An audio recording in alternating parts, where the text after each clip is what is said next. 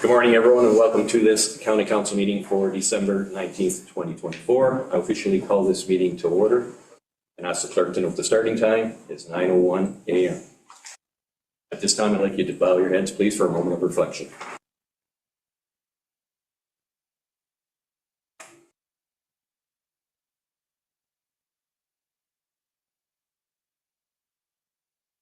Thank you. We acknowledge that Perth County is situated on traditional land of the Anishinaabe, who have long-standing relationship with the land and water throughout the region.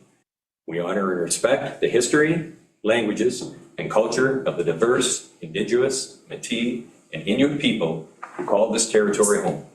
As a county, we have a responsibility for reconciliation and the continued stewardship of the land on which we live and work. I'll remind everyone that if you have any disclosure of pecuniary interest to declare, you can declare it at this time. Seeing none, you can declare any time throughout the meeting. Moving on to confirmation of the agenda, I believe we have some additions. That's correct. So through the warden, we have a couple of additions and one removal. One listed for additions is 7.2 delegation on item 821 P2401, Trevor Yotzi. And then item 7.3 would be delegation item 8.2.2 NP2302 and then OP 39 and 8.2.3 listable OP 39 Pierre Chauvin, principal MHBC planning. The removal listed is 8.6.1, which is the 2025 budget discussion continuation, and that would be moved to a future meeting. Thank you. Are there any amendments from council at this time? Seeing none, I do have a motion that the December 19th, 2024 agenda be approved as amended. Moved by Councillor Orr and second by Councillor Duncan. All those in favor? And that is carried.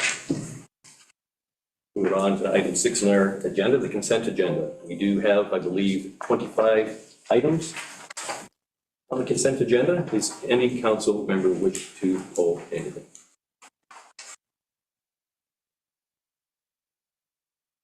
Seeing none, I give a motion that council receives the consent agenda items 6.1 to 6.25 and approves the December 5th, 2024 council minutes. Moved by Councillor Kasenberg, second by Councillor Smith.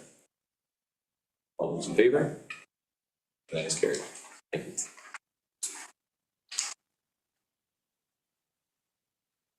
Moving on to item 7, public meetings. We have 3 delegations. This delegation 7.1 is from Scott Patterson. Patterson representing Cobalt presentation. Please come forward, Scott.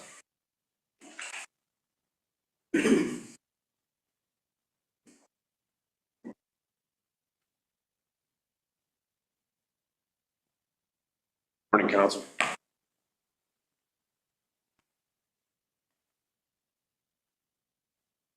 Again, Scott Patterson from Patterson Planning Consultants, here on behalf of 282-5085 Ontario Inc., corners of 12 and 20 Cobalt Street in the village of Milverton. The subject property is 2.28 acres and currently contains a single detached dwelling as well as accessory buildings, which are all to be removed. The proposal involves the completion of Cobalt Street, and there is an allowance in the adjacent subdivision for Cobalt Street to go further south if those lands are brought into the urban boundary at a future time. Lands are designated serviced urban area in the existing county official plan. They're designated residential in the Milverton Ward official plan, designated neighborhood in the new county official plan, and the lands are currently zoned R1. A zoning bylaw amendment is currently proposed to facilitate the proposed development, and that is being processed concurrently by Perth East. Again, the proposal is to complete the extension of Cobalt Street.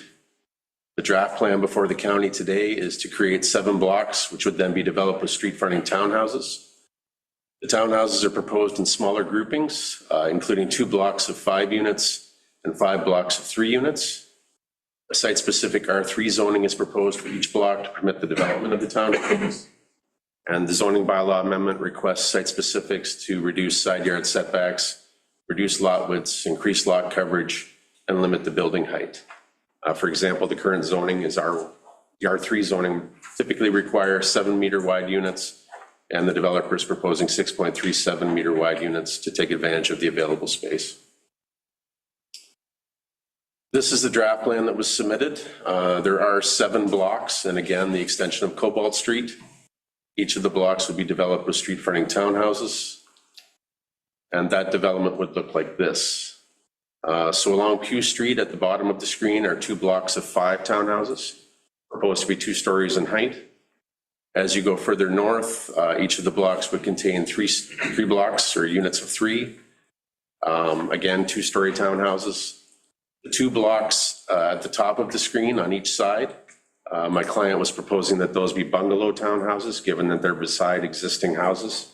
So the intent was to propose bungalows to encourage compatibility between the land uses. This is an example of the 3-unit block. The difference in the roof pitch or the undulation in the buildings is just due to the grade of the road, and that will come about through formal design. Again, those are bungalows, but because they're beside the existing houses primarily. And then the 2 blocks of 5, again, would be 2-story townhouses. The proposal results in a density of 26.7 units per hectare. It provides a variety of housing forms and types to create complete communities. The current official plan, the new official plan for the county, does contain a definition for complete communities. I've got that on the screen for you, but it does promote a full range of housing. And again, 1- and 2-story townhomes in blocks of 3 or 5 are a compatible built form for these lands. The proposal reflects an efficient use of the land and municipal infrastructure. The R3 zone that we're seeking is a high density zone in the Perth East zoning bylaw. Bungalow and 2-story townhouses proposed are, in my opinion, not high density. The county contemplates density up to 40 units per hectare, and this project is at 26.7, as I noted, which is at the lower end of the scale, the minimum being 25 units per hectare. The existing R1 zoning permits 15-meter single detached lots. In my opinion, that's not an efficient use of land, and a proposal for a medium form of development as the official plan is proposed. The proposal is consistent with the provincial planning statement, conforms to the County of Perth official plan, both the existing and the new. It conforms to the Milverton Ward official plan, and I would ask council to grant draft approval and support the gentle intensification form of development that is proposed. And I am here today in full support of the staff report and recommendation. If there's any questions about the proposal, I'd be happy to answer them at this time. Thank you for your presentation. Council, for first comments or questions? Does anyone have any?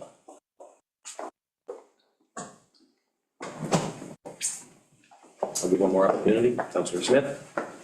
I was maybe gonna wait until all the delegations are done, but I'll start with Scott. Thanks, Scott, through the warden. I support development all throughout our county. That's well known. This is a great development, no doubt about it. It's what the county needs, whether it's in east, west, south, or north. It's just not the area, not the spot where it should be. We've got a great subdivision there with some really nice homes. This little area would suit six, maybe 8, depending on the size, homes similar to what's in the surrounding area now. Again, it's a great development, not just for this area. I was hoping we had asked the developer to come back with some changes, perhaps reduce the number of units, 18, 15, and there's no change to that. The only change was the parking on the west side, adding a couple of driveways have two spots for vehicles. So I'm having a tough time with this. We've had 29 replies from the residents in that area are opposed to it. And I'm not in favor of this. I'm one vote, but So not really any questions, Scott, but again, I was hoping they would come back with a few more changes. Those are my thoughts. Thank you, Councillor Smith. Any other councillors?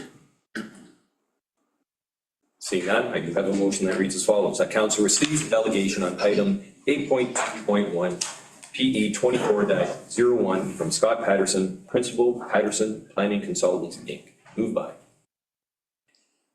Councillor Egan, second by Councillor Wilhelm. All those in favor?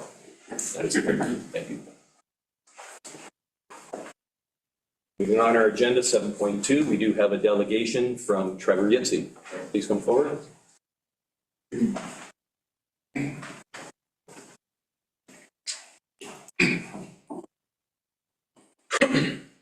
Good morning, council. My name is Trevor Yitzi and I live at 11 Cobalt Street South in the village of Milverton, which is right beside the Cobalt Street addition of 25 townhomes. I'd like to make several comments to council. My first comment is, at Perth East Council meeting, the council voted to defer a decision on this plan submitted to them. I think the deferral was to ask the developer to make changes to the site plan to maybe make it more appealing to the existing people in the neighborhood and council. I was waiting to see those changes and hope that everyone affected could have some form of a compromise. But instead, the developer has come directly to Perth County Council to try to get this plan passed here and not at the local level. As far as I can see, I do not think any changes other than a few changes with the parking or with the driveways were made at this plan at all. I do not understand this other than the developer involved does not like what they heard from the existing neighbors and from Perth County or Perth East Council. Secondly, your own county planner has put in the notes that there will be no legal or very limited street parking.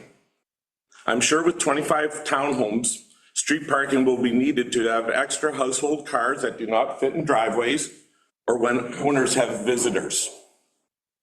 This is a huge concern, and again, the developer has not addressed this with any changes to the plan. They just want to continue on with this existing plan put forth. I'm sure Perth East does not want angry neighbors calling them all the time about illegal parking, which I think will happen and I think will lead to some hostility amongst the neighborhood. I have two questions for your planner. First, we were told that there would be a right of way behind the properties to access the townhome backyards. I'm not a planner and I can't see it. I think at the Perth East, we were told there will be allowance, but we're never told the exact measurements, and I do not see it on the site plan. And also, what will the buffering be between the R3 and R1 homes? Will it be shrubs, and who gets to decide this buffering? I am also not sure, but I assume this is a procedural thing, but none of the existing neighbors knew that this meeting was taking place today. I'm lucky that a concerned citizen called me to inform me of the meeting this morning, as I was personally looking for the new plan to come to the Council of Perth East. I feel people affected by this very significant decision should have some form of heads up about this meeting in order to comment as I am about this plan today. It almost feels like a lack of transparency to the taxpayers with the developer trying to push through the plan. You can see in your package that you received a large amount of concerns about the plan you are voting on today. With a show of hands, in all due respect, can I actually see it with a number of hands from the council today that have actually been to Cobalt Street South to visit the site where the 25 homes are going to take place? 2, 3 of 1, 2, 3, or 4, sorry. I find that hard to believe that you would not look at what the neighborhood looks like and get an actual view instead of a picture of my roof via Google Maps. Point of order. Point of order, Warden. I don't, sir, I don't think that it's fair to make those conclusions on the rest of my colleagues. just because some of us have taken the chance to visually observe the site does not necessarily mean that the rest of my colleagues have not taken due care and consideration of the matter before them. Thank you. Thank you, Councillor. Carry Yep.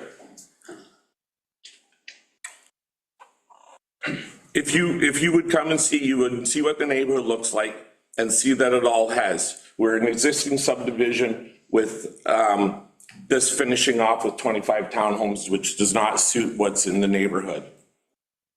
Again, I'm not against growth, and I feel it has to be quality that fits into the existing surroundings and not about the quantity of what you can put in the space.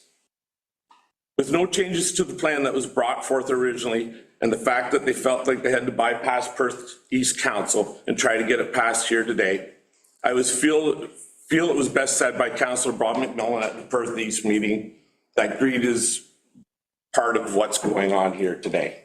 Point of order. Those comments are not appropriate. Okay, I'll retract them. Thank you. Carry on. Just in all, thank you for your time and consideration today. Councillors, any comments or questions for Seeing done, I do have a motion that reads as follows, that council receives a delegation on item 8.2.1 PE 2401 from Trevor Yitzey. Moved by Councillor McDermott, second by Councillor Wilhelm. All those in favor? That is carried. Thank you, Trevor. Moving on in our delegations, or delegation 7.3, we have Pierre Chauvin from MHBC Planning.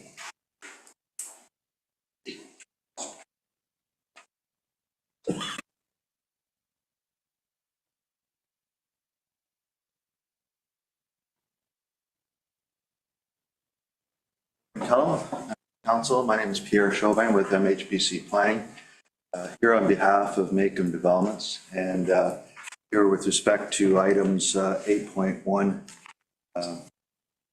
numbers here, 1.821 or 8.2.2 and 8.2.3. And particularly I want to speak to the draft plan of subdivision, which was before North Perth Council a few weeks ago. And since that time there, I understand county staff have made some minor tweaks to some of the wording of the conditions, which don't really change the substance of the conditions, but I think you'll hear some of those changes today from Mr. Garland, and we certainly support those revisions. We have, I should say, had to pivot a few times on this plan of subdivision in the sense that we had to request or make provision for the orange helipad, and our conditions in the draft plan approval that speak to that relocation of that helipad and assisting in the financing of that relocation, as well as providing for a new elementary school site in the property in combination with the park space that's central to the plan subdivision. So this is a plan that's been comprehensively planned with the municipality's adjacent industrial subdivision. So road connections, servicing, and stormwater management, those types of things have all been comprehensively planned together with the municipality's lands. Having said that, we have a small phase in the first phase that can proceed in advance, and that's what we're really anxious to get going on, to bring housing, much needed housing to the Listowel community. So with that, I don't really have any further comments. I just want to be here to answer any questions if there are any from council. Thank you. Thank you, Pierre. Council, comments or questions for Pierre? Seeing none, thank you. Thank you. I do have a motion that reads as follows. The council receives a delegation on item 8.2.2, NP 2302, and OPA 38, and 8.2.3, Listowel OPA 39, Pierre Chauvin, Principal, MHBC Planning. Moved by Councillor McDermott, second by Councillor Orr. Further questions or comments? All those in favor? That is carried. Thank you. Now we're moving on to staff reports. 8.1, we have Crystal Holmes coming forward.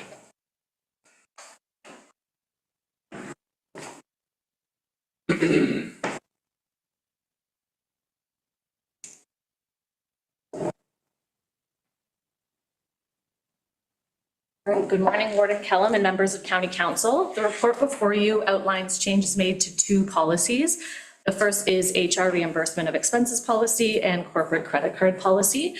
Together, the Finance Division and the HR Division benchmarked with 11 different municipalities. We received feedback from our management team and confirmed industry best practices for this consultation on the update. The updated policies now include more detail pertaining to the duties, responsibilities, and accountabilities, and also highlights internal auditing for consistency. If approved, these policies will take effect January 1, 2025, and HR and Finance will work together to roll these out. We'll provide staff training, update at staff meetings, and policy review and sign off for all those impacted. The report outlines changes made to these policies and their housekeeping in nature with no additional financial impacts. We welcome any questions that you have. Thank you, Crystal. Sorry, I didn't introduce you. Corey, sorry. Chris is definitely better looking than. That's like, Corey will answer all your questions. Council, open up if you have any questions or comments for either of them. Councilor Higgins. I just have a question on the meals, like $20 doesn't even get you a meal anymore. I'm just wondering if that should be something a little higher. So I'm on page 85. Yeah. So, yeah, so through the warden, those were benchmarked with other municipalities, and that is their use. And again, the meals is a $20 breakfast, $20 lunch, and a $30 dinner. Through the context of it as well, pooling is available. So for example, if somebody does lunch, dinner, they have a combination of the $50, meaning spending a little less at lunch, gets you a little more at supper. But if you just have one meal during the day, $20 won't even buy you breakfast. Yes, but we were benchmarking with other municipalities in relation to those, essentially those per diems. Well, I know you were, but I still think we could make them just a little bit higher. I don't think you can get a meal for that. That's my first comment. My second one is, what's the rationale? I want to know who's going to attend. Like when I do my mayor's meeting log, I just put I met with a ratepayer. I don't have to list who I met with. You want staff to list people.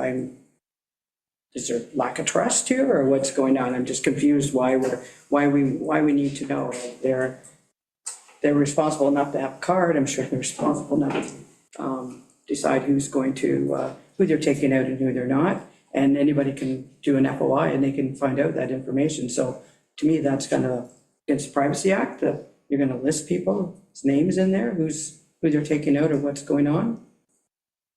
That's just Sure.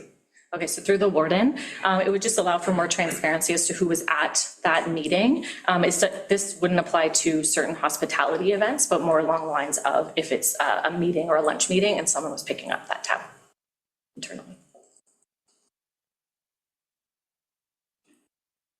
So if I understand this right, you get $70 for the day.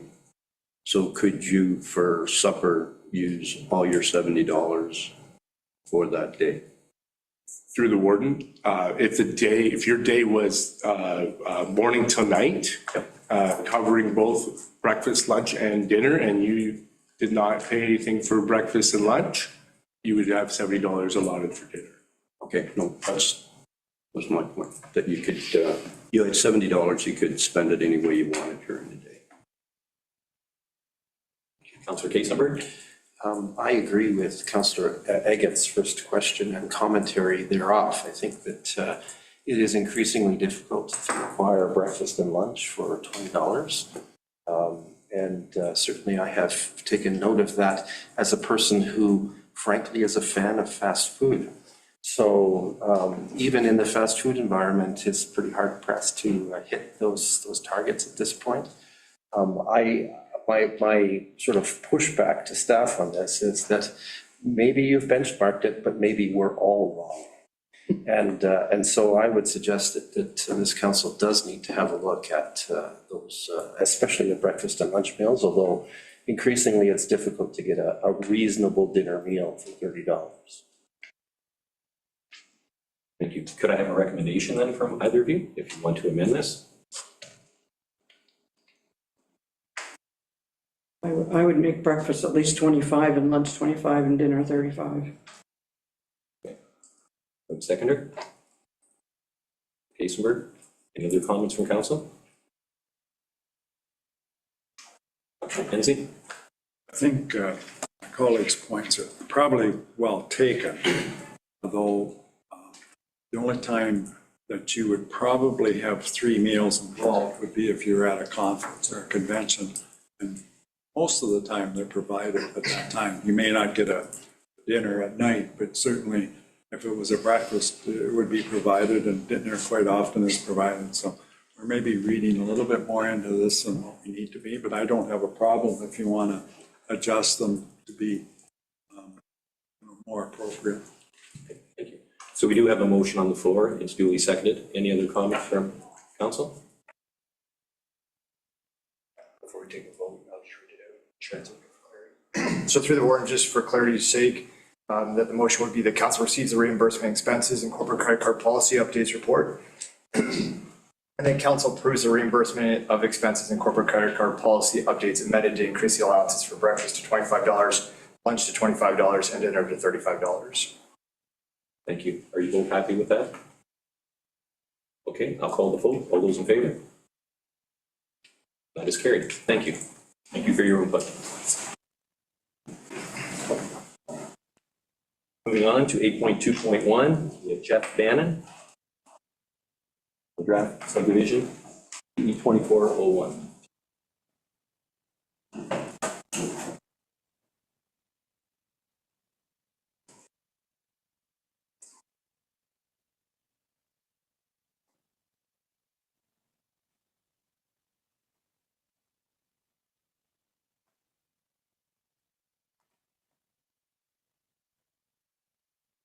Thank you. So Patterson Planning Consultants, on behalf of 282-5085 Ontario Incorporated, have submitted applications for a draft plan of subdivision and zone change the lands known as 12 and 20 Cobalt Street. The proposed subdivision is considered to be an efficient use of land, resources, and infrastructure, and it would provide for a range of housing types in Milverton, which is supported by the provincial planning statement. Development is located within 2 blocks of a public school and is within walking distance of a public park in downtown Milverton. There's capacity within the existing infrastructure to service the draft plan of subdivision, and the development provides for housing option that meets the needs of the current and future residents in the rural area. The county official plan recognizes that new development on municipally serviced lots involves higher densities than what was existing in the past, where homes needed to be on private services. The residential density being proposed is 26.7 units per hectare, and it's well within the targeted range for townhouse developments in the official plan. Development provides for an extension of Cobalt Street, which connects Gerber Street to Q Street. It will increase the variety of housing types in the area and allows for the orderly development of residential lots. The applicant has submitted an archaeological assessment study in that no artifacts or other archaeological resources were identified, and that no further assessment of the property is required. Public notice was provided to neighboring property owners, and at the time of writing the report, 29 responses have been received from the public. So they had a variety of concerns, one of which was building heights. They questioned how height was being calculated and if it would be compatible with the surrounding area. The Township of Perth East zoning bylaw defines height as being measured from the finished grade of the building to the mean height between the eaves and the ridge of a mansard or flat roof to the deck line or the highest point of the roof respectively. The applicant has also requested a reduction in height from the required building height from 10 meters to 1 to 2 stories. The building height of 10 meters could result in the construction of dwellings that have 3 stories. As the subject lands have a difference in grade, the applicant is requesting the building height is controlled to 2 stories in order to increase compatibility with buildings in the surrounding area. Planning staff are of the opinion that the proposed zone is compatible with the R1 and R2 zones, and the reduction in building height is unnecessary to ensure compatibility with the proposed development with existing dwellings. Allowable 10-meter building height in each of the residential zones is consistent in each of those residential zones.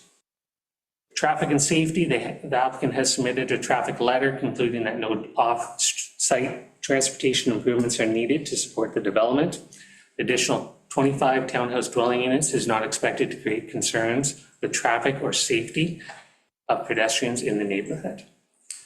In regard to density, noise, and compatibility, the proposed residential density is within the target densities of the official plan. The subject lands are located within a service settlement area and intended to be developed with residential buildings. Proposed residential development is expected to result in excessive noise in Milverton. The proposed townhouse dwelling units contribute to a mix of dwelling types in the area. Higher densities where they are intended to be developed can support the residential development. They contribute to a more complete community, and it helps to prevent urban sprawl into prime agricultural areas. Subdivisions that include residential densities that are increased provide additional residents that are able to support the local businesses. And if those local businesses can develop and grow, additional jobs will be created that are close to those residential areas in settlement areas. The reduced interior north setbacks will allow for townhouse dwelling units that are similar to the interior side yard setbacks as the adjacent lands. The requested relief will continue to provide for adequate space for access to the rear yard, public maintenance, and buffering from neighboring properties. For snow removal and garbage removal, the density of the development is not expected to create any additional concerns with snow removal. And it actually helps to improve the snow removal of the area, because right now it's dead ending at Cobalt Street. And if you extend that road through to the adjacent streets, then it allows traffic and plows to travel through to the new road connections. Applicant has also submitted a functional servicing and stormwater management report in support of the application. Addition of the plan of subdivision approval would require that a detailed engineering design will be required to be provided as part of the subdivision agreement. Manager of Public Works has confirmed that drainage can be accommodated with the plan of subdivision and that there's adequate servicing for the proposed development. The applications have been circulated to the school boards, and planning staff have not received any concerns from the circulation regarding the inability to accommodate new students in the development. And there's also concerns with the loss of mature trees. The subject lands are not considered to contain a woodlot, and there's no biological protection of the removal of trees on the property. A condition of draft approval is being suggested that would require a tree preservation plan with a requirement to provide for replacement trees and tree compensation to the Township of Perth East. Proposed zoning includes reduced rear yard requirements, lot frontages per dwelling unit, increased lot coverages provisions, which would allow for a more compact development, which meets the minimum density targets in the official plan. As part of the zoning bylaw provisions, the applicant is requested to limit the maximum building height in the development in order to increase compatibility with the surrounding area. Planning staff are recommending that the bylaw does not include any special provision in regards to building height. The proposed development provides adequate rear yard and side yard setbacks to the adjacent residential dwellings, and the allowable building forms between the single detached dwellings and the proposed street townhouse dwellings are compatible with the neighborhood. So these applications were taken before Perth East Council on October 1st. The recommendation from Perth East Council was to defer the zoning bylaw amendment and recommend deferral of the plan of subdivision till such time as the developer worked with staff to address the concerns that were being raised by Perth East Council.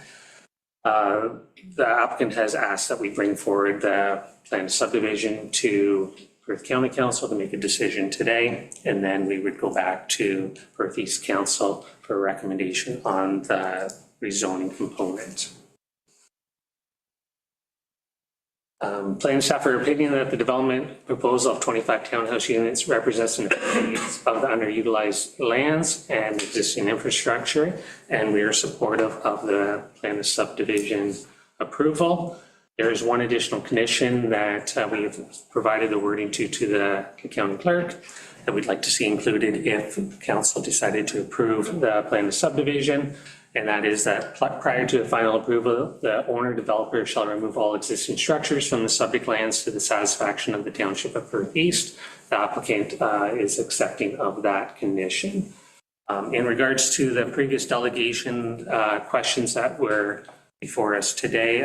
I can provide a quick answer to some of those questions. They're asking about the easement that would be included on the plan and what the size of the easement would be. Typically, that would be located outside of any sort of buffering for planting strip. And normally it's about 1.5 meters in size. That hasn't been determined and would be determined at a later date once they come forward with construction of that easement, once they show it on the plans, as we move forward with final plans. As for the size of the planting strip, the plants would have to be 0.5 meters in height when they go into the ground, with the intention that those plants would grow to a height of 1.7 meters, and that planting strip would have to be 1.5 meters wide. So I just wanted to provide that to council so that they have that information, and I'm available to answer any questions relating to the applications. Thank you for your report, Jeff. Council, any questions or comments? Councillor Casey. Just one question. The delegate expressed concern about the notice of this. Can you comment on notice provisions that were made with regards to today's meeting of County Council for consideration of this file? Through the wording. So notice was provided to residents for the public meeting for Perth East, which we discussed the zoning bylaw component. We also identified what was being proposed for the planning subdivision. The Planning Act does not require public notice before making a decision on a plan of subdivision. And so notice was not given for the plan of subdivision today. But I am aware that many residents were aware of the meeting today, but notice wasn't given for that in accordance with the Planning Act. Thank you. Anyone else? Councillor Orr. Good morning. Just a couple comments. So I did take a drive yesterday because I was curious. I've had a couple calls in regard to it. When we have this before us, is there any way that we could have updated photos? Because the photo that I'm looking at, page 114, doesn't have any homes in it or anything. It seems to be from quite a few years ago, because I was very surprised when I did drive by the amount of homes and the height of the homes and everything like that. So I'm wondering if that's possible, if we ever do have more of these, if we have updated photos, aerial photos. Through the warden. So the photos that I think were included in the report would have been for the vacant lands. There really isn't any dwellings on the subject land. So that's typically what we take a picture of. If council would like to see pictures of the surrounding area, by all means, we can include some of the surrounding community so that you can see some of the dwellings that are around the subject lands, if that's helpful. And then my second question is regarding parking. I understand the infilling and the density, and I don't know that we could even turn it down based on what the province is telling us to do.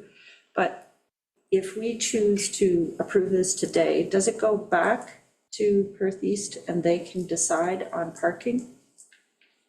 Through the warden. So yes, if the plan of subdivision was approved today, then it would still need to go back to the Township of Perth East to give their decision on the zoning bylaw component. And they would have to determine whether the parking rates were satisfactory in that regard.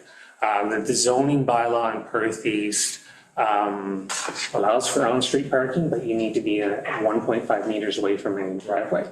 They're not able to meet that zoning bylaw regulation. They have given us a parking plan that shows how they can provide parking in between driveways on one side of the street, but it can't meet that zoning bylaw requirement. Thank you.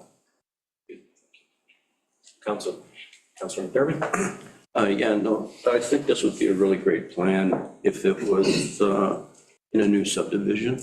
But I mean, you're filling out an R1 neighborhood, and I think people had expectations of when they were building their houses that it would be finished as an R1 neighborhood. So as great a plan as it is, I can't support changing from an R1 to an R3. Thank you. Councillor Higgins. I know when it came to Perth East, there was a lot of concerns and we had a lot of neighbors there wondering how this could go through or what's happening. That, we decided to defer because we had some questions and we were hoping the developer would answer some of them, and they haven't. But I prefer today that maybe we defer it and let them go back and see if they can take out 1 or 2 units. You know, don't make it quite as dense as it is. I'd also asked that day if the one side of the street, the sidewalk, if those, and Councillor McKenzie pointed this out when we were in Mitchell looking at one of theirs, that the one side of the street, they could park 2 cars back to back, or however you want to do it, one behind the other. On the sidewalk was you couldn't because that sidewalk went through. Like, is there any way that you can push those units back a little bit, that you can get 2 cars in and then the sidewalk?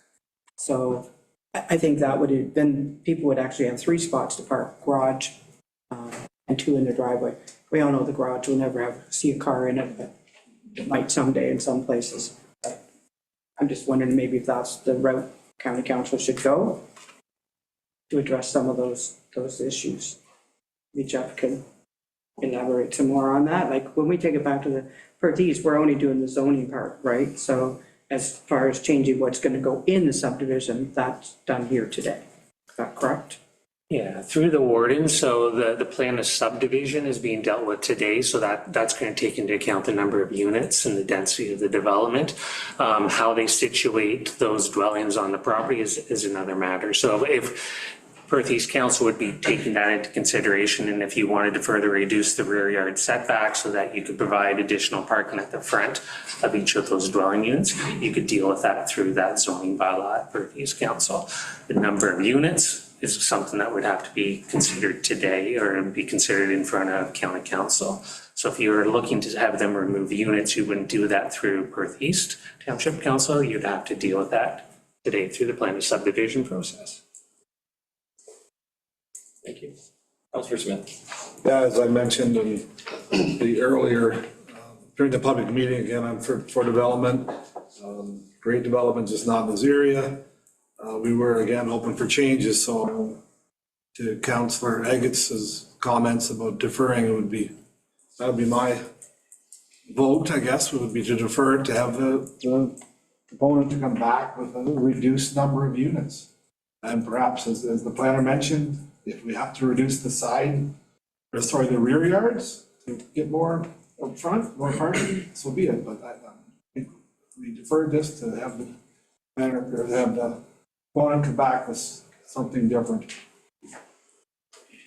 Councillor Kaisenberg? Can I ask a technical question at this point with regards to a deferral of council on a plan of subdivision, create the opportunity for the applicant to appeal to the Ontario Land Tribunal? Through the warden, I would ask the director of planning if she knows that. I'm sorry, I don't know that, or if you know that. So through the warden to the question, yes. So if there is a deferral, it's the same as a non-decision, and the applicant has the opportunity to appeal it. As you know, earlier in the year, we had a similar situation in North Perth, and I'm on side with Councillor Smith here. You know, I am fully for development, but this is just not the right area for this, so I'm not supporting it. So that being said, what is council wishes moving forward? Would you like to read the motion, or would you like a deferral? Councillor Duncan? Like you said, Warden Kellum, we've struggled with these infill developments numerous times, and we've seen them in North Perth frequently. And I'm pro-density, but often we create so much density that we create problems with traffic and snow removal, and like all of the concerns that are listed here by the residents that have to live around this. And quite often after I see them built, where, you know, these concerns are often dismissed at the time when we vote on these plans subdivision, it'll all work, and that once they're built, it doesn't work. Those problems are still there. So I guess I have a very tough time voting to approve this without the local municipality's approval or even a recommendation period.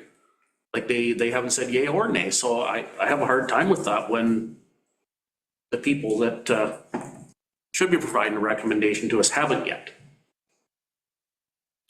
My thoughts would be even though the developer does have a chance to appeal, I'd like to defer it and see if the local municipality and the developer can come to some sort of an agreement to make this development move forward. So I guess that's kind of where I stand. Thank you. So this is what I'm hearing around the table is a deferral. Clerk, do you have a resolution that you can read out? Yeah, I can do that. Thank you. So through the warden, the council receives the application for draft plan of subdivision approval 2825085 Ontario Inc., PE 2401 report, and that council defers the application for draft plan of subdivision submitted by Patterson Planning Consultants Inc. on behalf of 2825085 Ontario Inc. for lands described as Lot 20, Part Lot 73, Reg Plan 547-363, Milverton Ward in the Township of Perth East, recommending to the developer a reduction in units, just to have a bit of understanding. Being as you raise the question, Councillor Agus, would you like to move that? Yes, I do. And seconded by Councillor McDermott. Any further comments or questions? Seeing none, I'll call the vote. All in favor? That is carried. Thank you. Moving on our agenda, 8.2.2, we have Nathan Garland coming forward to speak on behalf of OPA 38, Macon Developments.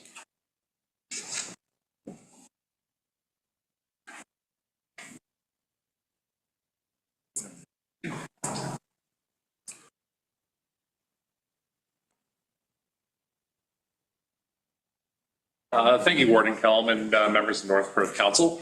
I'm here to present on behalf of Macon Developments and the applicant MHBC Planning. It is for Listowel Official Plan Amendment number 38, and the plan of subdivision NP 2302.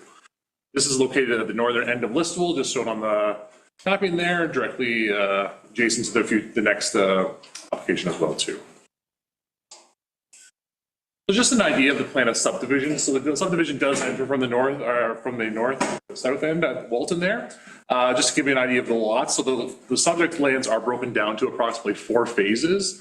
1 through 3 are listed for residential. Phase 4 shows a potential school block located there. There is discussions with the school board around a future school location for that site. It is contingent upon funding, so that area does consider both school and residential purposes. So that's why just some of the numbers are a little bit different there for the density and the amount of units proposed. So we're looking at approximately 305 units on the site with a school being located, and then upwards of 560 should a school not go there. So a school would go eventually the northern end of Listowel, but we're just working on the site right now. For council's consideration, this has been discussed just about where the idea is and where it comes back and to council. So this is coming to county council right now for consideration of the plan of subdivision and the Listowel official plan amendment. It would be required to go back to North Perth Council for finalization of the zoning bylaw amendment. That was conditionally adopted by North Perth Council and given an approval consideration. So they did direct the approval of the plan of subdivision and approval of the zoning bylaw. However, it would return to North Perth Council for finalization. There are some small changes that I'll just note in some of the future slides. Just an idea of what is being considered in the adjacent land uses. So it is directly adjacent to the Listowel agricultural livestock area, and as well as an adjacent property. Those are now included within the neighborhood designation in the draft approved official plan. The street shows the street fabric and layout, so it is located through the site, and there are connections throughout. There are future connections provided both to the east and the west, and then also connecting to the north in the existing roads through there. Supporting studies, so there was an environmental impact study done that did support the development on this site. There is a small pond feature that's located there, so that did assess that removal of the pond feature. The pond feature is not included within the County of Perth Natural Areas designation. It does appear to be man-made over time at some point in time, probably around the 60s, 70s, somewhere in there, just based on the initial review of things. Archaeological study did do some work on the site. They did find a small piece of share. It's a piece of tool that was used previously. However, that was submitted to the ministry, there was no concerns with that. Planning justification report and minimum distance separation was evaluated. Functional servicing report was completed for the site on behalf by Walter Feedy. Municipal comprehensive review, that was the overall Watson study that was done by the county to look at future growth and development in the area. Traffic impact study was completed, and then also a noise study. Just because it is directly adjacent to the industrial commercial development, there's a compatibility study that has to be looked at for the noise component being included in there. So there is a requirement for conditions to have a berm be located between the two developments just to provide some buffer. 35 conditions are listed throughout the report. As Mr. Chauvin has mentioned, we did do some modifications, not to the intent at all, just some wording changes since it's gone back to North Perth Council, so it is coming to County Council. I would ask Council, we did note one small change on condition 6 as well too. It should reference block 7 in phase 3. So right now it provides an area calculation. That should just reference block 7 in phase 3. That's probably a little bit more appropriate than the size consideration. So my apologies for not including that to County Council, but it's just on condition 6. It would be that small change. Once again, doesn't change the intent at all, just gives a little bit better referencing and linkage. Subdivision agreement is a requirement as part of the subdivision conditions. This addresses the phasing. I will also note the helipad is in there as well too. So that's a condition that because there's an orange helipad directly adjacent to the site on the Elistable livestock property, the applicants come forward with the consideration for funding for a future replacement of that for the construction costs. So they are working with North Perth to do that. It's located along the phase 3 area on the site, so there is some time. They've got some time to work through Orange. We've had some discussions with the Listowel Hospital as well as Orange, just looked at a future relocation of that helipad location. Currently, there's no easement, there's no permanent easement for that helipad, so we're just looking to kind of establish something a little more permanent, a little more dedicated, and probably under the control of North Perth as well too, just to provide some assurances for that in the future. The providing conditions can be opposed as well as the utilities. There is a component that the park space will meet the parkland dedication requirement as part of the bylaw, so it is beyond the 5%. I will note the plan of subdivision also includes a trail around the subject lands just to provide some connectivity to the north-south and also to the future stormwater management as well too for the future residents. The school board has, I should note this as well too, there is a fencing and lot demarcation. We've been working with the Listowel, or the North Perth Agricultural Committee on addressing signage, especially with some of these new subdivisions coming adjacent to some of the agricultural lands.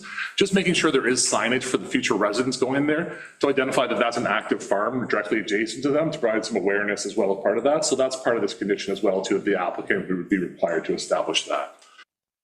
There is a school board condition, as mentioned. The school board is continued, it's a 5-year condition. It allows the school board to apply for the ministry for funding for a future school site. Should they be unsuccessful, that area or that block would revert to residential, and then we would look at a future school site other than their plan of subdivision. So it gives them that kind of that 5-year buffer to work with, a bit of time frame to put forward to the ministry, some securities. At the same time, should that not transpire in a timely fashion, then they would move on to another future site for that. And then available services. This is a fairly standard condition that we're looking at including, but it just makes sure that there's available services to service the lands. BM Ross has also included some conditions. They are requesting a final stormwater management plan, a subdivision agreement, the easements for Bell Canada and the utilities, and then MVC has requested some geotechnical just to look at the ground and soil.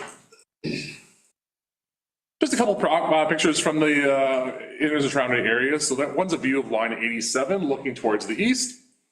Also a view from line 87 looking towards the Listowel livestock facility there. They do provide some equipment and machinery auctions at time to time. So that's just during one of those auction days.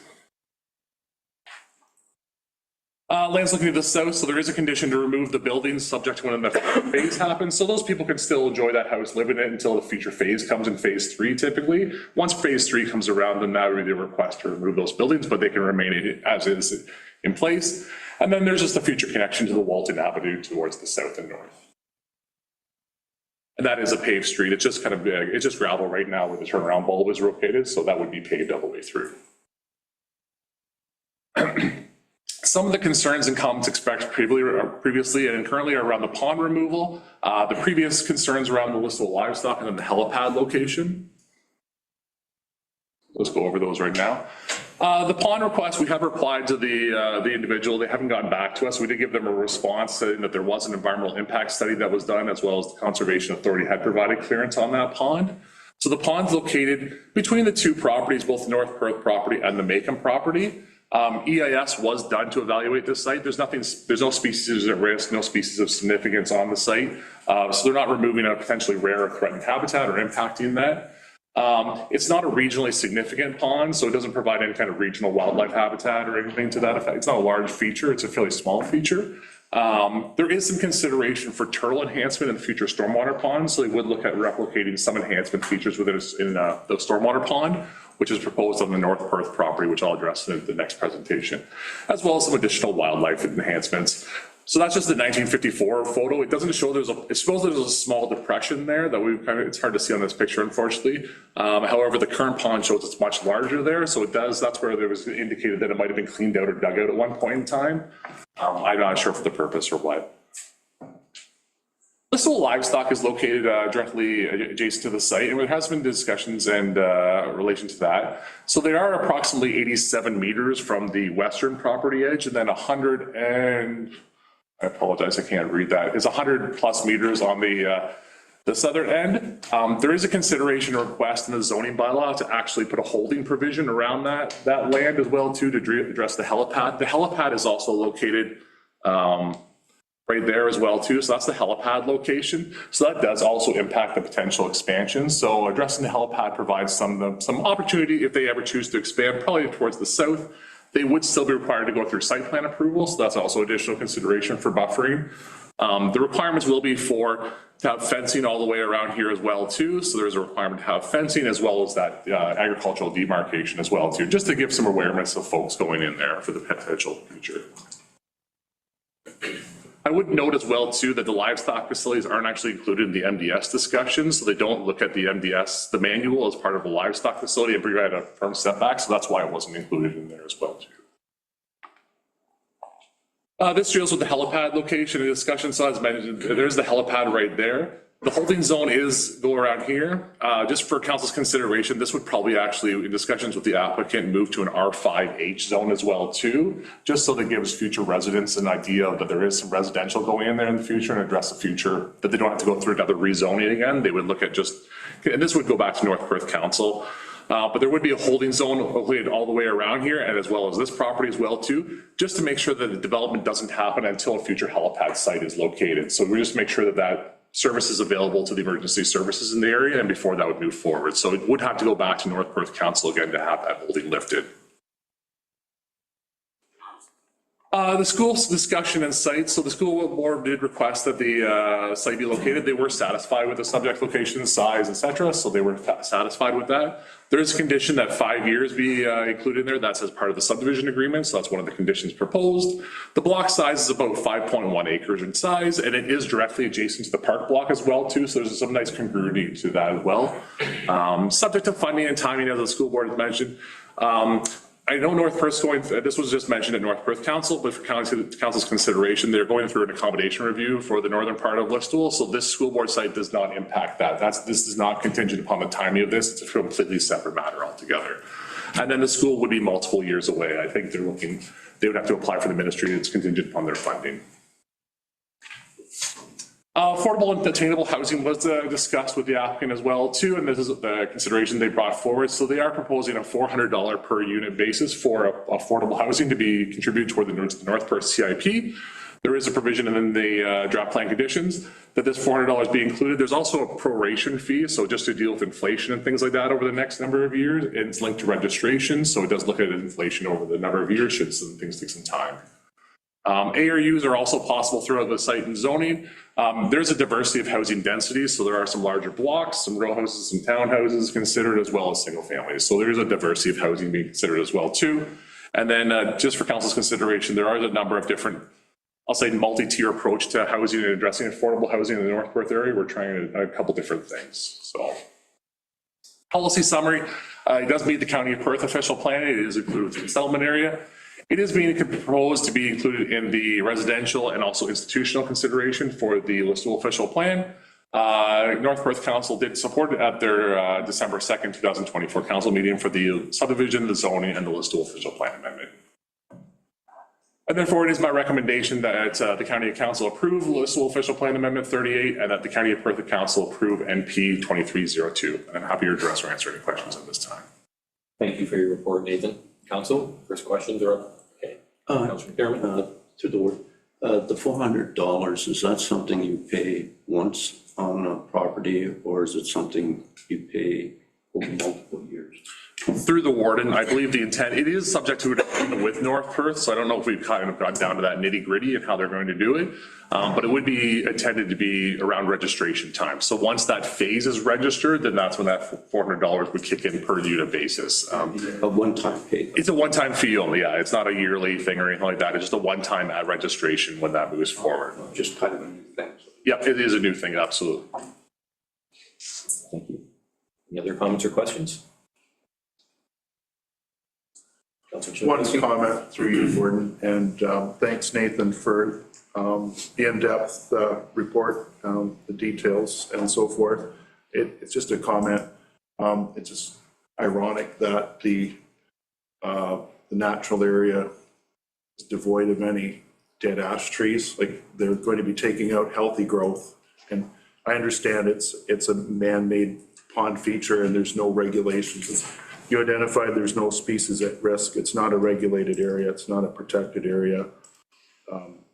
Maitland Valley Conservation Authority had no objections. So it's totally within the applicant's right to remove that feature. It's too bad they couldn't have incorporated the feature into a parkland idea. But again, I don't get to make those decisions. And I'm not contesting what's being done there. I just find it ironic given the state of some of our woodlands in the county that have dead trees that unfortunately we're taking out good trees to do this, but I understand what's happening here. So that's my only comment. Thanks. Thank you. Anyone else with a comment or question? Seeing none, I do have a resolution that reads as follows. That council receives the applications for draft plan of subdivision and listable official plan amendment, Macon Developments Limited, NP 23-02 and OPA 38 report. And that council approves listable official plan amendment 38 submitted by Macon Development Limited for lands described as part lot 23, concession 2 Wallace Ward in the municipality of North Perth. And that council approves the application for draft plan of subdivision submitted by Macon Developments Limited, NP 23-02, report for lands described as part lot 23, concession 2, Wallace Ward in the municipality of North Perth, subject to the recommended conditions in the report. Moved by Councillor Smith, second by Councillor McDermott. All those in favor? It's carried. Thank you, Nathan. I believe you're up again.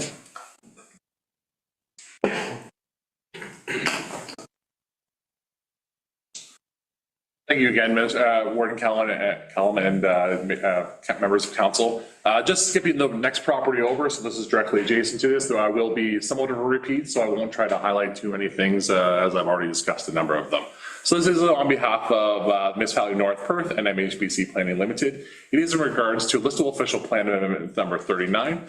And then the subject lands are highlighted there, directly adjacent to the Macon property as we've just previously discussed in the north end of this tool.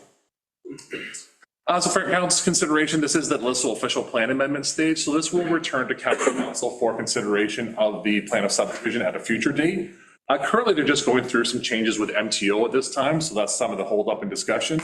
So it is anticipated probably in the new year sometime, this would be brought back to county council for consideration of the plan of subdivision. Just a kind of an idea of the block. As mentioned, there is a consideration for both for the industrial lands and highway commercial. The stormwater management pond is in the north end, so I'll just try to highlight that. So the stormwater management pond is at the north end here. It is directly adjacent to the existing neighbors who are located there as well too. There have been some comments brought up just around that. So it is a major institutional zone because it does service as a regional stormwater management facility. But it has been confirmed just with the neighbors that that's a stormwater management pond being located there. So they will back onto a bit of green space, but it's also an infrastructure component. The yellow blocks are being considered for industrial development, and then the highway commercial lands would be located around here, and then also a very small block down here as well too. So just fronting on Highway 23 there. This is the draft plan that's been submitted. I will note for council's consideration, Street 4 is proposed to be changed slightly, so it would drop down here, and I believe I do have another slide on the next page. That's just a consideration of the MTO discussion right now. So MTO is concerned with some traffic improvements, so there is some discussions with North Perth and MTO, just to drop that street down here a little bit, but overall, the subdivision plan won't change too much. It'll be fairly consistent with what you're seeing here now, just the alignment of the street. That's just an idea of where that street down drops down. I'll show it is round, but it may be signalized, it may be roundabout. I don't believe that's been finalized currently in North Perth, but should they come back, it may be a roundabout being located here just to connect it, realign this Fairlane Road a little bit nicer, so it just kind of connects down here and provides a little bit more of a congruent connection through that area. So the OPA 221 has been approved to include the lands within the listable settlement area. This is for consideration of listable official plan minute 39, which is the major institutional lands, the highway commercial lands, and it's light industrial through there as well too. I would note each application is probably required to go through an ECA component just to address the buffering with the neighborhood residents. And there is also that berm that's being considered as well too, as long as limitations on the residential lands. As mentioned previously, the studies are almost identical that were submitted other than the stormwater management component that was done by GM Blue Plan. So these are all the same studies that were completed. They were fairly congruent and they did support the application. There was no concerns and there was no, especially the archaeological, there was no species interest on the property. Comments from North Perth and comments provided to North Perth. One was a concern around the pond removal. So this has been previously addressed. I'll just highlight it again. And then also past comments, MTO, that's still a concern that's outstanding. So that's part of the delay in bringing back the plan of subdivision for council's consideration. That's that road realignment. There is an EIS that was submitted and addressed the pond removal. In response to some of the comments provided, it is a fairly isolated feature. That's what makes it a challenge to link it with some of the other natural heritage features on the site. Because it's so isolated, it's right in the middle of the farm property or the properties, and that's a bit of the challenge making it linked.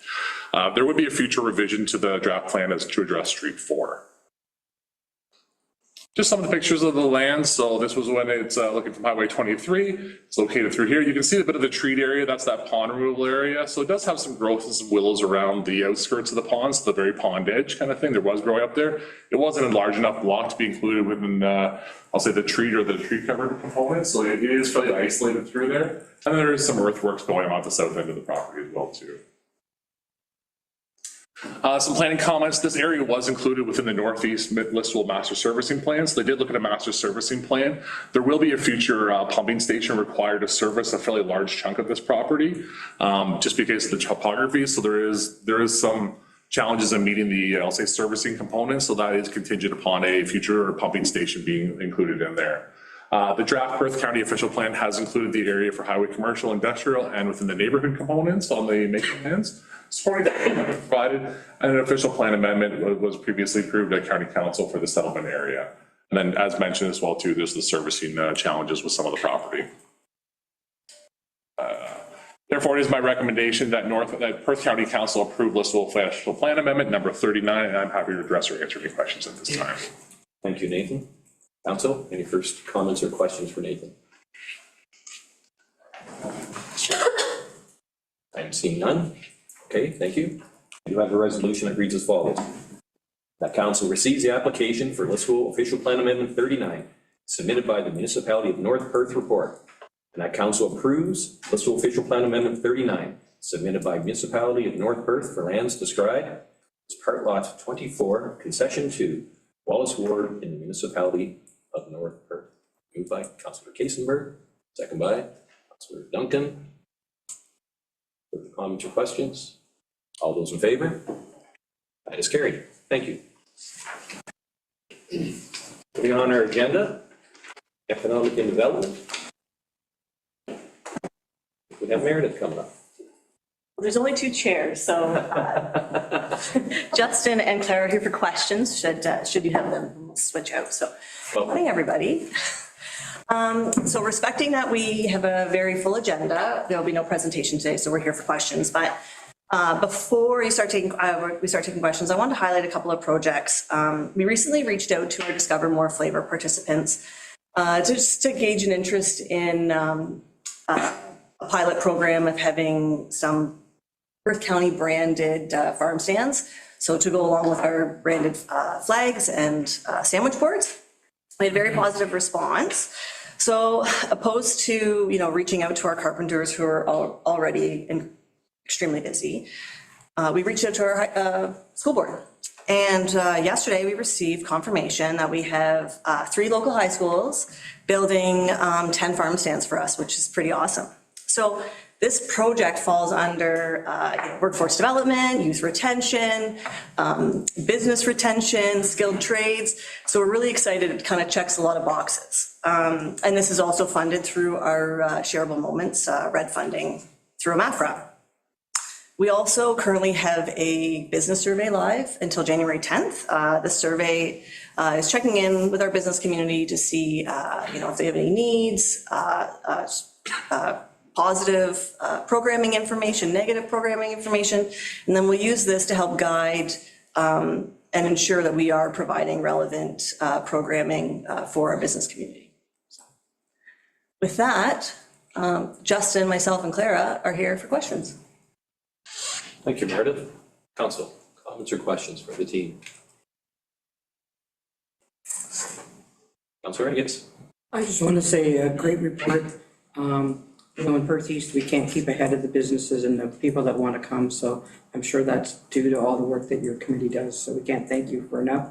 It almost makes me dizzy when I read all the stuff that you do. I thought my life was busy. Wow. So, yeah, it's great. Thank you for those comments. Anyone else? Seeing none, thank you. We do have a resolution. The council receives the Economic Development and Tourism Q4 Update December 2024 report.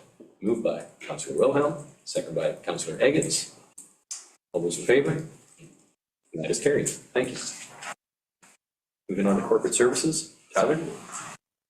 Perfect. So through the warden, before council is the closed meeting investigator agreement report. It's my understanding that all lower tier municipalities have received this report, with North Perth receiving it on Monday. I believe that was the last lower tier to receive it. So this report basically explains that the services of our closed meeting investigator ends at the end of this year. And it is a renewal with Gregory Stewart of Donnelly and Murphy LLP.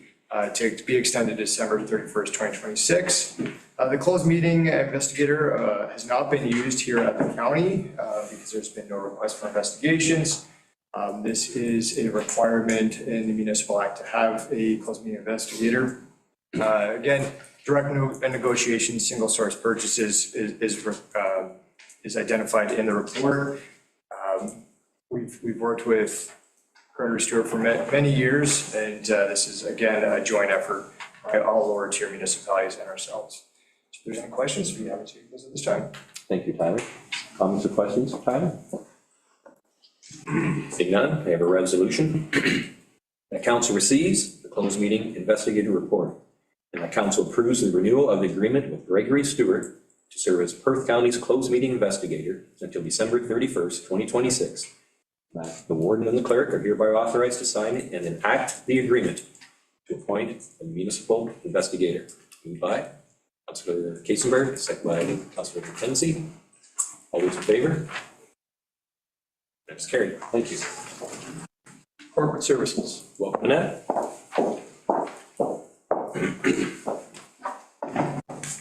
Good morning, everybody. In the interest of time as well, I will keep my comments very brief.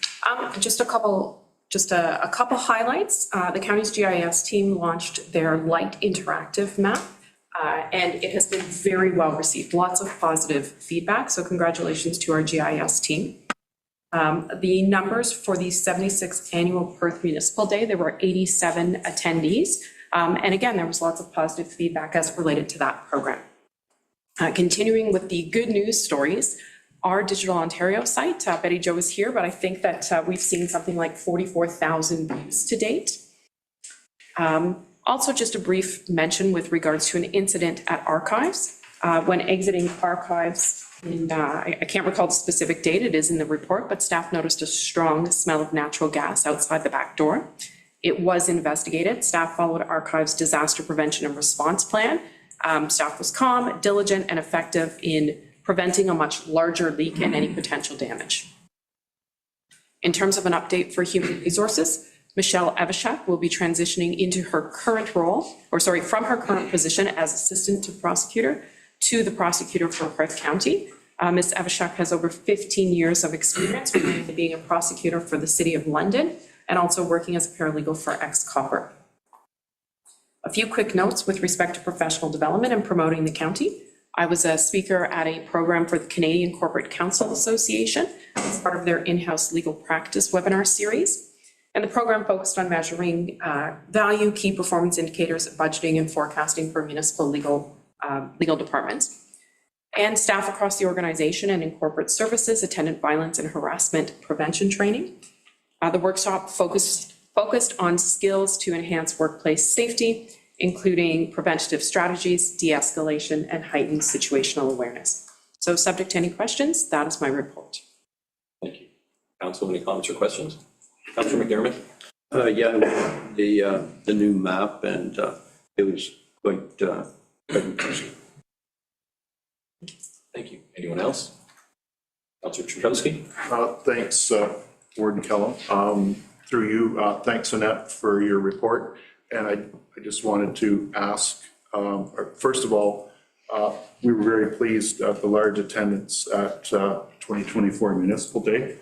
And as the current chair of the Municipal Association, just asking everyone who attended to respond to the survey that was sent out, requesting feedback on the event, so that we can prepare for the 2025 event accordingly. Thank you.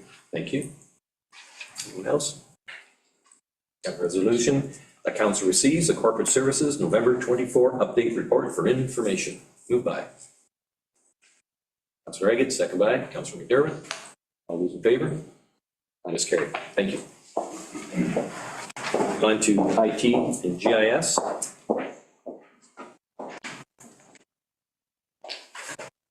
Welcome, Steve. Warden and members of council. So this report provides an update on the progress made in 2024, implementing the initiatives and recommendations identified in the 2022 IT and GIS strategic plan. The plan was developed in collaboration with Perry Group Consulting and presented to County Council in September of 2022. It identified several recommendations and strategic initiatives linked to specific projects and work to address gaps and opportunities. A few of the initiatives and recommendations addressed in 2024 include introducing new cybersecurity protocols, including a new server patching process to ensure vulnerabilities are addressed in a timely fashion, and additional authentication measures to meet industry best practices and the recommendations of our current cyber insurance vendor. Several infrastructure projects that included upgrades to our remote application and virtualization platform, our building access control system, and the work required to deliver the numerous technology requirements as part of the new administration office construction project. And business and GIS solution initiatives involving the completion of all GIS work required to deliver the new county official plan project to council, the development of a new GIS light site for public and staff alike, as well as collaboration with lower tier staff to develop several new online resources. Looking forward, the organization will continue to use the IT and GIS strategic plan as a roadmap to help determine the best way to utilize technology to provide the highest level of service to our staff and residents. A few key initiatives identified for 2025 include working with our website provider to migrate our current site content to their new management system platform, initiating a review of our options to establish an open data catalog of municipal geospatial and tabular data that could be made available to the public, and upgrades to several key business systems, including email, finance, budgeting, and GIS. That concludes the report. I'll be happy to answer any questions. Thank you, Steve. Council, any comments or questions for him? Seeing none, I have a resolution that council receives the IT and GIS strategic plan progress update for information. Moved by Councillor Wilhelm, second by Councillor McDermott. All those in favor? That is carried. Thanks, Steve. Moving on to the asset retirement obligations policy.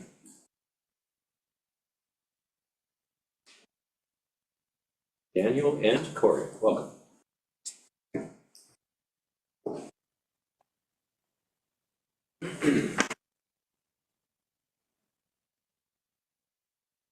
Morning, Warden Kellum and members of council. The report in front of you is a new county policy related to the asset retirement obligations. As outlined in the report, the county adopted a new accounting standard, which was approved by the Public Sector Accounting Board and is to be implemented as of January 1st, 2023. County's financial statements are to be aligned with the public sector accounting standards. And this new standard will be included in the 2023 draft financial statement, which will be presented later this morning. This policy will outline the principles, procedures for the recognition and measurement of the asset retirement obligations associated with the tangible capital assets within Perth County. Currently, there are a number of facility assets that carry an obligation related to asbestos. Staff work with PSD citywide consultants, as well as our auditors, to ensure this obligation has been recorded correctly within our financial statements. If there are any questions, I'd be happy to answer them. Thank you, Daniel. Comments or questions? Seeing none. A resolution that council receives the Asset Retirement Obligations Policy Report and the council approves the Asset Retirement Obligations Policy. Moved by Councillor Smith, second by Councillor Eggetts. All those in favor? That is carried. Thank you. 24.5, you're up again. Yeah, so the next report is related to updating the county's accounts receivable accounts policy. Some changes to highlight within the policy are, so an overdue accounts receivable report will be presented to council on an annual basis. The first report will be presented in Q1 of 2025 and will relate to the previous fiscal year. Consistent with POA, the county will charge an NSF fee of $45 on any return payments. The county treasurer will have authority to write off any balances up to $5,000 in consultation with division managers, directors, and/or executive directors responsible for the invoice. Any amount over $5,000 will need council approval to be written off. If there are any questions, I'd be happy to answer them as well. Daniel, questions or comments? Seeing none, a resolution that council receives the updated accounts receivable overdue accounts policy report and the council approves the updated accounts receivable overdue accounts policy. Moved by Councillor Kaisenberg, second by Councillor Wilhelm. All those in favor? That is carried. Thank you. Corey, you're up next. Yes, I am. Thank you, Warden Kellum and Council. So within the draft, within the agenda, we have provided the draft consolidated financial statements. Based on the Municipal Act, requires municipalities to comply with generally accepted accounting principles and recommended by the Public Sector Accounting Board. The consolidated statements attached reflect the assets, liabilities, accumulated surplus or net municipal position, revenues and expenses of Perth County's financials, plus the proportionate share of the municipalities, organizations, and boards which are owned or controlled by the council, representing here Perth Public Health and as well as Spruce Lodge. As of December 31st, 2023, the net municipal position accumulated surplus of the county includes the county's proportionate share of all the following organizations and boards is just under $117,292,881. There are some new changes in the county policies for the 2023 year end, as Daniel has mentioned. Other ones are also financial statement presentation, or PS 1201. Resulting presentation of this new statement is remeasurement gains and losses, and the change has been applied retrospectively. Daniel has mentioned the PS 3280, again, in the financial statements or the asset retirement obligations, as well as PS 3450 or financial instruments. This new disclosure is regarding financial instrument risks and restatement of the ongoing opening accumulated surplus or net municipal position, and this change has been applied prospectively. The presentation of the remeasurement gains and losses is now present and identified in the 2023 as a net loss of $209,320. These are unrealized losses, as nothing is realized until the disposal of those investments. This reduced the accumulated surplus to $117,083,561. The county in 2023 generated $56.2 million in revenues, of which $19.9 million of them come from Perth County taxpayers. $56.7 million was the expenses for 2023. This identifies a $500,000 deficit for 2023. Prior year's large surplus was due to the donated assets from one of the member municipalities in 2022. The last thing in the statements I would like to highlight is within the report, and it's the breakdown of the county's portion, county share as well as the portion share of HPPH and Spruce Lodge, as shown on page 25 of the statement, note number 13, or page 1963 of the agenda. This is the net municipal position of the county, and due to the addition of the asset retirement obligation and increase in unfunded WSIB liability, the accumulated surplus has gone down by $461,000. We do see our investments in tangible assets going up, but that is at the cost of our reserves in 2023, decreasing approximately $2.8 million. And if there's any other questions on the financial statements, I'd be happy to answer them. Thank you, Corey. Council will open it up. First comments or questions. Councilor Wilhelm. Yes, on page 16 of your report, or I believe it's 1,954. It appears that we've lost over $1.2 million in investments from 22 to 23. Is that correct? That is the unrealized, yes. 1 million of that was a disposal of GIC from the prior year.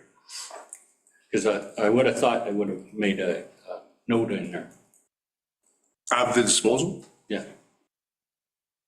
Okay, so we could add that inclusion into the draft statements with discussion with the auditors. Thank you. Councilor Higgins.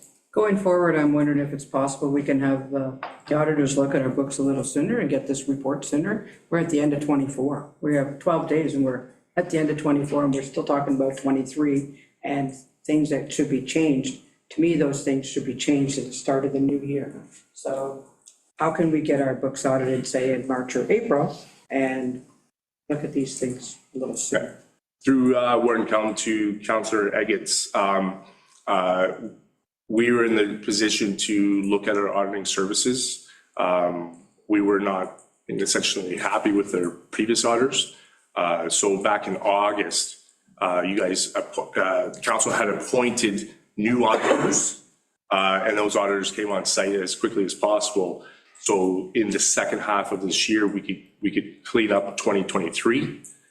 We are in the plans to do 24, working with our new auditors come February, with year end being March of 2025 for 24s.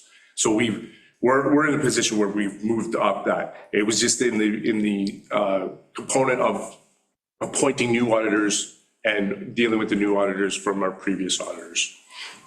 I understand that, and I'm happy to see that we're going to do it sooner, but I think we should have appointed our auditors sooner than August of last year, but anyway. Thank you. Could you just explain a little bit more about the underfunded WSIB? Like it's showing up as a 2 million, I'm assuming that's a negative. So is that money that we should be putting away, or is that, you think that that's going to be future money that we have to spend?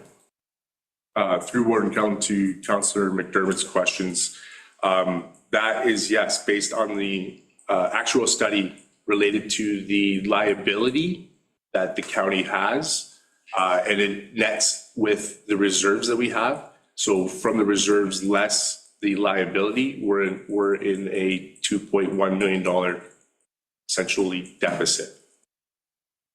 And that's kind of a normal?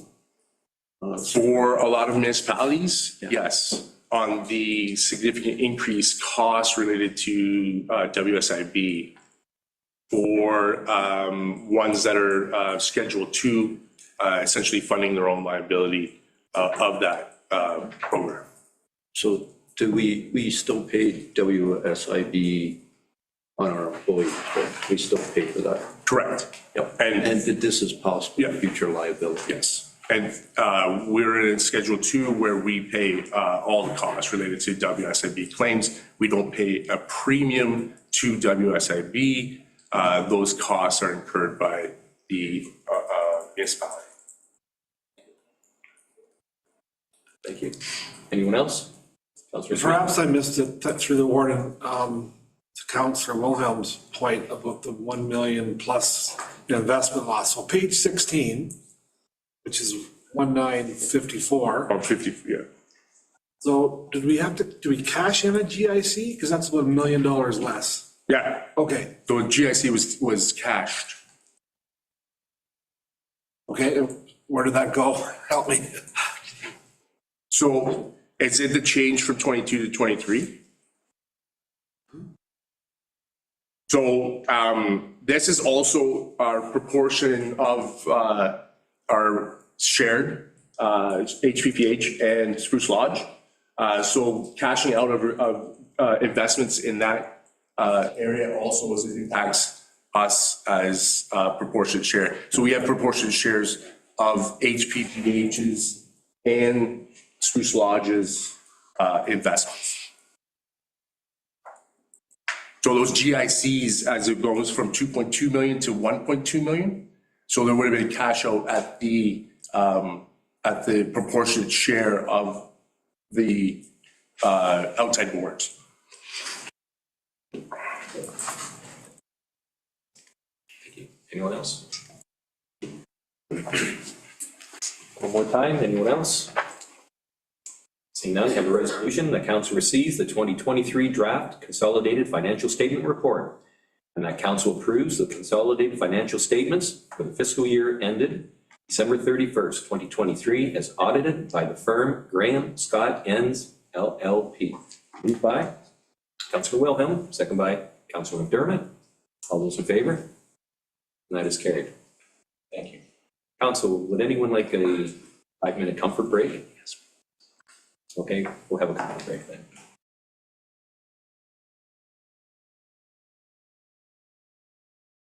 Okay, so moving on our agenda, 8.5.1, paramedic services. We have Chris, I believe, coming up.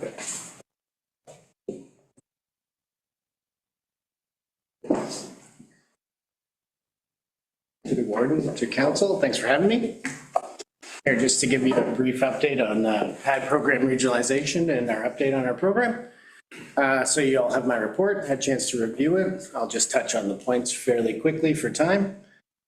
We've completed our review of our standard operating procedures, and we're able to look at all the needs of the program, the needs of our stakeholders, as well as any of the things that we've learned over the years from managing the program and incorporate them to develop a really strong foundation for all of the municipalities and for ourselves, so that as we move forward, we'll be able to have a very consistent and efficient program. Legal agreements have been reviewed, gone back and forth through county legal. They're sitting with the CAO for final approval. We'll be able to CAOs and discuss them in the new year and get those finalized for our municipalities.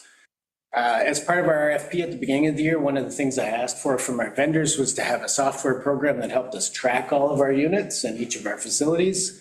Track My AAD is a wonderful program. We're currently updating it with all of our contacts. It will allow for email notifications to go out to each person at each facility to be aware of upcoming inspections, any issues with the machine, whether things are expiring, consumables, as well as for us as the PAD coordinators to oversee the entire program and all of the units. It also provides a nice dashboard, so it's very easy and user-friendly. So we're trying to make things more efficient for all of us, as well as for your staff and the staff out in the municipalities, to be able to monitor and make sure that all of our units are ready to respond and deliver the best service that we can. The last part is County IT and myself have been looking at different applications for smartphone technology that allows for you to register and visualize where all the AEDs are. There's a couple of great ones out there, and we're working on building that and building all our devices in and making sure that they're correct, so that the public could be notified at some point to have an app maybe that on their phone, it opens up and tells them where the closest AED is and how to access it. Is there any questions? Questions or comments for Chris? Seeing none, I have a resolution that council receives public access defibrillator program update for information. Moved by Councilor Wilhelm, second by Councilor Trentowski. All those in favor? That is carried. Thank you, Chris. Thank you. Moving on. Tristan Emily joins us.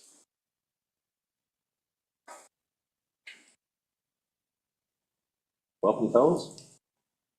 Through the Warden, we're here to present the report on the replacement of our defibrillators and CPR devices. Tristan Barter will present most of the report today. Just the overarching reason that we have these devices is not only is the defibrillator required piece of equipment, we use them over 10,000 times a year, not just for defibrillating persons, but we use it, so we're looking at creating an investment of 10 years. So knowing that we're going to go to RFP so we can get the best pricing, and that it's a significant change if we change vendors, and it looks like we will be under the current context of how the respondents have responded. We want to invest into something that we have a piece of equipment that we can get used to and use effectively over 10 years. So we had two respondents. One was LifePack through Strike, a company called Stryker, and that's the brand of the device that we have now. And one was Zoll. There was a $400,000 difference between both. Over the course of the 10 years, and it was over budget, what we had forecasted initially as a paramedic service. So it was over budget, which according to our bylaw, what happens next is that we negotiate with the lowest qualified bidder, which we did enter into negotiations with Zoll for. And Zoll has, the other thing that we're dealing with right now is that both vendors are either, in the case of Zoll, are about to release a new piece of equipment, and the LifePack had just released a new piece of equipment. So we'd be looking at adapting the latest technology, which is timely as well, seeing that we are making a 10-year investment. So I'm going to pass the virtual microphone over to Tristan to present the rest of the report to you today, and we will be seeking direction to move forward into a relationship to purchase Zoll, but Tristan will explain all of that to you. So through the Warden, Council, as Mike stated, we did have the opportunity to go into direct negotiations with Zoll following the original results of the RFP. We did do that, and we were able to speak to them and come up with a couple of options that some of them are cost saving and some of them are just logistically better for us. And with Zoll, not only did they come in $40,000 cheaper, but they met or exceeded all of, I say $40,000 a year, $400,000 a year over the 10-year period. Zoll also met or exceeded all of the mandatory and functional requirements within the RFP. And through direct negotiations, they will be providing us no-cost training equipment as well as fixed upgrades at year 5. So in the report, you will see that staff has identified 2 options for the purchase or lease of these over a 10-year period. Option 1 would be a lease term over 10 years for both cardiac monitors and the CPR devices. So that equipment includes the monitor and as well that automated CPR device. That is reflective of the reason why we have option 1 when there's a lower cost option is because option 1 was what our RFP, that was in response directly to our RFP. And then direct negotiations and changing some things has resulted in another price reduction. So, yeah, correct. So yes, as Chief Adair said, the response of the RFP, total lease of 19 cardiac monitors and 14 CPR devices came in annually at $309,456. So a total 10-year cost for leasing both those products would be $3,094,000. The advantages of this option one could be predictable costs with comprehensive service, midterm refresh, ensuring cutting edge technology stays where it needs to be, and the obvious consideration is a high total cost compared to the outright purchase of CPR devices. You'll see in option two, this is what we came up with in direct negotiations. And this option two is the one that staff is recommending. And that would be a mixed lease and purchase approach. So what we would like to do is we would like to lease our cardiac monitors over the 10 years with a total lease cost of $1,900,000 approximately. And then for the CPR device portion, what we would do is we would purchase those devices outright with a 10-year replacement cycle. The total upfront cost of those CPR devices is approximately $400,000, including their accessories. And then what we would do is we would build into our capital costs $149,000 over 10 years, which would cover battery charges and replacement cases for the devices. So the total 10-year cost to purchase would be $547,874. This total combined 10-year cost would be $2,454,644, as opposed to the $3,094,000. So the cost savings in option two compared to option one is a total of $639,916 over the term of 10 years. So it's significant. The advantages for this are lower cost of ownership. The CPR devices become a capital asset. Zoll would provide training equipment at no additional cost for these. And some considerations is obviously the upfront capital expenditure for the CPR devices, and that the CPR technology will remain unchanged for that 10-year term. Staff, as I said, recommend option two as the best value for the county. It balances operational needs, long-term cost savings, and effective resource management. It ensures reliable equipment for paramedics while maximizing our financial sustainability. And we are happy to receive any questions from council. Thank you, Tristan. Any comments or questions for Tristan or Mike? Seeing none, I have a resolution that council receives the paramedic service defibrillator and cardiopulmonary resuscitation CPR device RFP report, and that council authorizes staff to enter into and sign a 10-year agreement with Zoll to lease cardiac monitors and purchase mechanical CPR devices with biannual preventative maintenance. Moved by Councillor McKenzie, second by Councillor Wilhelm. All those in favor? And that is carried. Thank you, guys. Thank you.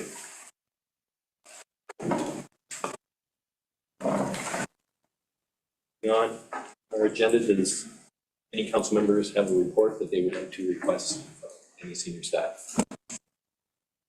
Seeing none, moving on to bylaws.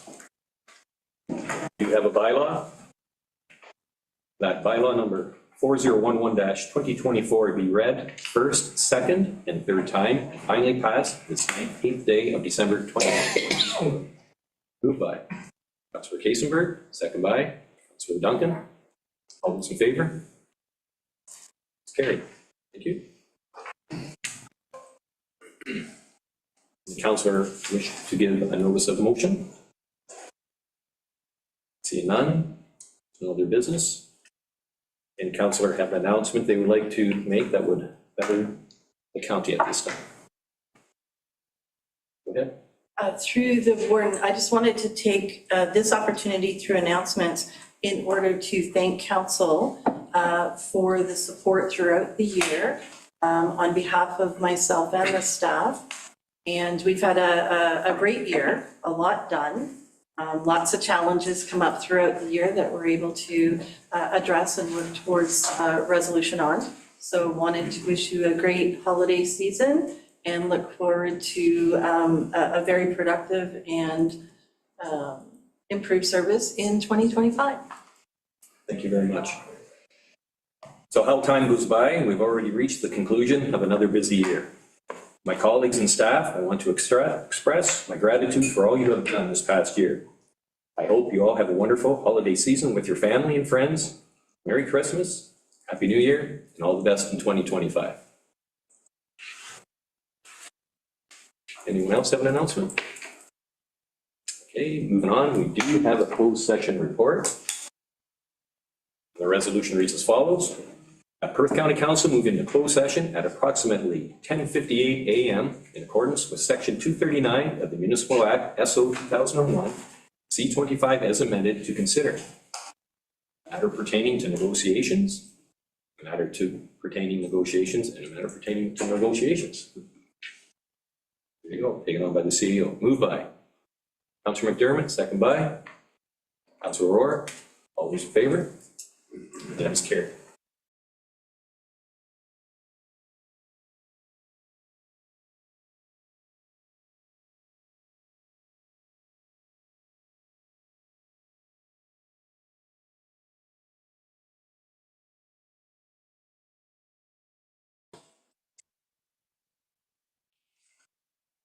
Okay, thank you. Now we're back in regular council. I have a confirmatory bylaw that reads as follows. That bylaw number 4012-2024 being a bylaw to confirm the proceedings of council of the corporation of the county of Perth at its regular meeting held December 19th, 2024. It's read a first, second, and third time, and finally passed December 19th, 2024. Moved by Councillor Duncan, second by Councillor McDermott. All those in favor? That is carried. And finally, a motion that the council meeting be adjourned at approximately 11:49 a.m. Moved by Councillor Rohr, second by Councillor Wilhelm. All those in favor? And that is carried. Thank you. We got through a lot today. Good job.